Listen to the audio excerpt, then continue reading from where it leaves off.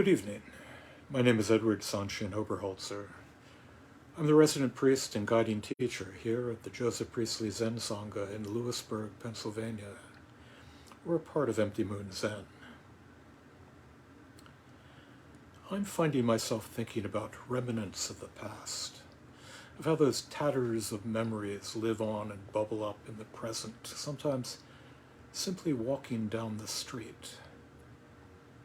Do you know that feeling? Not that you've been somewhere before, but that looking around you, you can just remember what it had been like just here for the first time, before it all became commonplace, before you took where you were for granted, pulling up that sense you had before you knew where everything was laid out, when you didn't know what lay down that street, what was behind that barn, retouching the first sense of the mysterious, intimations of the past lurking here, bubbling up in the present. Where did it go? How is it all still here? I lived uphill in a neighborhood in Oakland, California that was not quite on the flats. I would walk down the street to the bottom of the hill to catch BART, or to visit the neighborhood taco trucks. It's all very ordinary, all very routine. I'd done it 1,000 times. But once in a while, I'd glance up a side street and have that sense that I could just barely remember what it was like to not know where that street went, even though I knew it now like the back of my hand. Not déjà vu, but a sense akin to it, a fleeting memory of the unknown, still there in the familiar. The past lives on in us, painful, pleasant, mysterious. When it goes, where does it go? Perhaps Matsu knew and could tell us here in Case 53 of the Blue Cliff Record, by Zhang's Wild Duck. Great Master Ma and Bai Zhang were taking a walk when a wild duck flew by. "What is that?" asked the master. "A wild duck," said Bai Zhang. "Where did it go?" asked Matsu. "It flew away," said Bai Zhang. The master twisted Bai Zhang's nose, and Bai Zhang cried out in pain. "Why, it didn't fly away after all," said the master. "There. Right there, at the tip of your nose, a wild duck, the fleeting past, that neighborhood, just the other side of a hill in Oakland."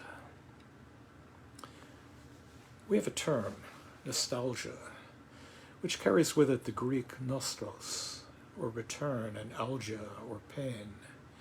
It could be the longing to come home, a kind of sweet homesickness, or it could just as well be the pain of that returning. Or to be more completely Buddhist, or perhaps even just completely human, it could be one and the same thing, challenging us to unravel the twisted threads of fortune and misfortune.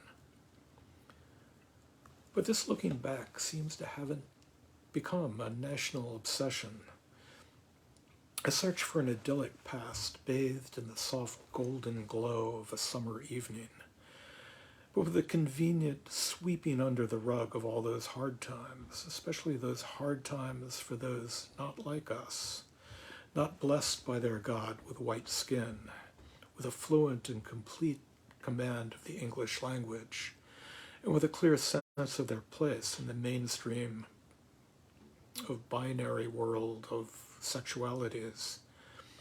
A large segment of our country seems to yearn for those glory days of long ago, a time of a Norman Rockwellish vision of 2 chickens in every pot, stable, happy families gathered at the Thanksgiving table, neighborhood beat cops having avuncular conversations with small, mischievous boys at ice cream soda fountains, though interestingly, not of the Norman Rockwell painting he created portraying a young, painfully frightened yet brave and determined Ruby Bridges being escorted to her formerly all-white school by federal agents.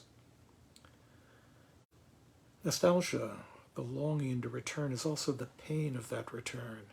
It carries a long and storied past from the exiled Israelites who sang, "By the rivers of Babylon, there we sat down, yea, we wept when we remembered Zion."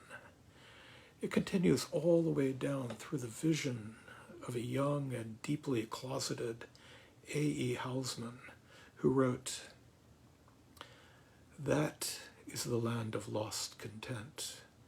I see it lying plain, the happy highways where I went and cannot come again." It's hard for me to imagine whether the Jewish captives of Babylon or the young Edwardian poet was denying the pain of return while longing for that return itself.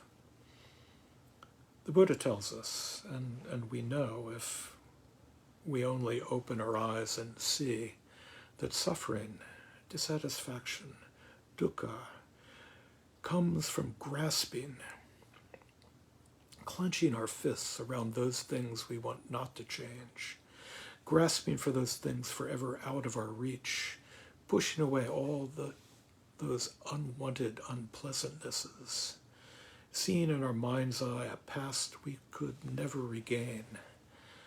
Because it never existed in the first place, we can only mourn that vanishing illusion. But that past, laden both with joy and sorrow, has never gone away. Perhaps not a past we want to acknowledge, but a past nonetheless, a past still here, still welling up. But we live just in this one moment, and perhaps this one moment is more than enough. Ludwig Wittgenstein, in his Tractatus, tells us that death is not an event in life. We do not live to experience death. If we take eternity to mean not infinite temporal duration, but timelessness, then eternal life belongs to those who live in the present. Our life has no end, in just the way in which our visual field has no limits. Eternity is right here in this moment, as the past, with all its pain and joy, leaks through to the present. It is here, now, just as Hakuin tells us when he points out, switching time for place, that this earth where we stand is the pure lotus land, and this very body, the body of Buddha. Thich Nhat Hanh said, "Life is only available in the present moment. The past is already gone. The future is not yet here." But of course, the past is not really past, as Faulkner pointed out. It lives on within us in this moment, filled with both the good and the bad. T.S. Eliot reminds us that time present and time past are both perhaps present in time future, and time future contained in time past. If all time is eternally present, all time is unredeemable. No, time will not come back. The past will not return. It has no need to return, for it has never left. And we can be one with those exiled Israelites down by the rivers of Babylon. How shall we sing the Lord's song in a strange land? If I forget thee, O Jerusalem, let my right hand forget her cunning. If I do not remember thee, let my tongue cleave to the roof of my mouth. And we needn't forget, neither Jerusalem or elsewhere. No, living in the present doesn't exclude the past, idyllic or no. Time is continually present, past, future, and present, all wrapped in the one eternal present. Good, yes. Idyllic, yes. Painful and hard, that too. All together, all in this one open hand. Thank you.